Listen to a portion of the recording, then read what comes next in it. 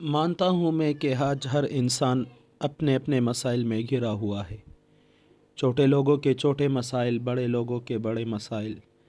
بچوں کے اپنے مسائل، بڑوں کے اپنے مسائل، غریبوں کے اپنے مسائل، مالداروں کے اپنے مسائل، مردوں کے اپنے مسائل، عورتوں کے اپنے مسائل۔ ہر انسان کے اپنے مسائل ہوتے ہیں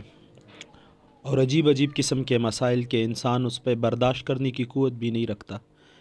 لیکن درد اور افسوس اس بات کا ہے کہ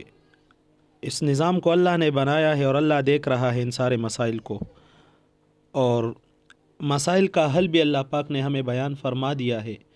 لیکن آج نہ غریب تیار ہے اور نہ مالدار تیار ہے اس مسائل کے حل کے لیے۔ ہر مسئلے کا حل قرآن میں موجود ہے، لیکن کبھی ہم نے غور نہیں کیا۔ اب ہر گھر سے یہ آواز آتی ہے، نہ گزارا نہیں ہوتا، جی تنخواہ کم ہے، مزدوری نہیں ملتی۔ لیکن اسی غریب سے آپ پوچھیں کہ کیا اللہ کے نبی نے بتایا ہے جس گھر میں سورہ واقعہ پڑھا جاتا ہے اس میں کبھی غربت کبھی فاقہ نہیں آتا؟ تو کیا آپ سورہ واقعہ پڑھتے ہیں تو یہ اپنی آنکھیں نیچے کر لیتا ہے۔ حضرت ابن مسعود رضی اللہ تعالیٰ عنہ، ان کی صرف بیٹیاں تھی، تو یہ جب فوت ہونے لگے تو حضرت عثمان رضی اللہ تعالیٰ عنہ کا دور خلافت تھا، تو وہ ان کے ہاں آئے اور ان سے کہا کہ دیکھیں آپ کی صرف بیٹیاں ہیں اور گھر میں کوئی معاش کا اور کوئی ذریعہ ہی نہیں، تو میں آپ کے لیے بیت المال سے وظیفہ مقرر کر دیتا ہوں۔ تو حضرت ابن مسعود رضی اللہ تعالیٰ عنہ نے عجیب جواب دیا، عجیب ترین جواب۔ انہوں نے فرمایا ضرورت نہیں ہے، میں نے اپنی بیٹیوں کو سورہ واقعہ سکھا دیا ہے، اور اللہ کے نبی نے خود فرمایا ہے کہ جو سورہ واقعہ پڑھے گا اس گھر میں کبھی فاقہ نہیں آئے گا، چاہے جو بھی ہو جائے، چاہے مہنگائی جہاں پر بھی چلی جائے، تو اس گھر میں فاقہ نہیں آئے گا۔ اب کسی غریب سے پوچھے تو کیا وہ سورہ واقعہ پڑھنے کے لیے تیار ہے؟ ہمیں یقین ہی نہیں آتا کہ یہ بھی ہو سکتا ہے کہ ہم سورہ واقعہ پڑھیں ہمارے مسائل، ہاں ہم اپنی محنت بھی کریں، یہ نہیں ہے کہ ہم محنت نہ کریں، ہم محنت بھی کریں، سب کچھ کریں، لیکن ساتھ میں ہم اعمال کریں، اللہ ہمارے سارے مسائل کو حل فرما دے گا۔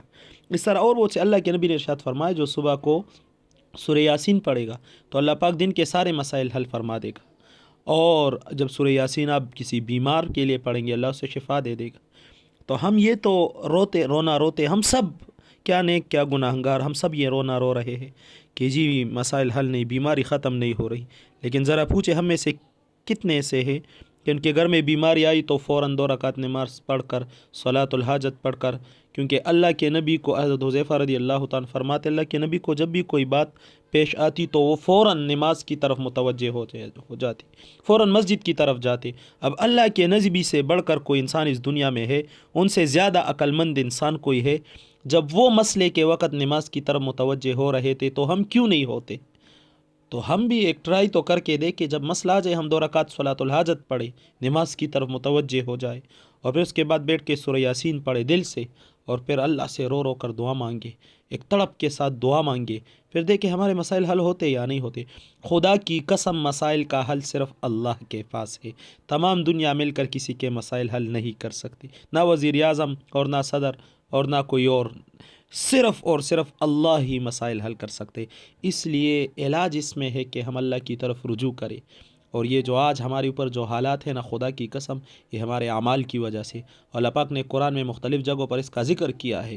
کہ یہ جتنے بھی حالات آ رہے ہیں، یہ فقر ہے یا فاقہ ہے، تو اپنی ہماری نافرمانی کی وجہ سے۔ آج ہم اللہ کے ساتھ صلح کر لیں اور اعمال پہ آ جائے، خدا کی قسم اللہ سارے مسئلے حل کر دے گا۔